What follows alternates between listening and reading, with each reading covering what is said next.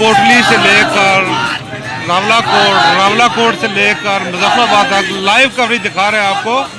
अभी हम गड़ी दुपट्टा के पास पहुंचने वाले हैं।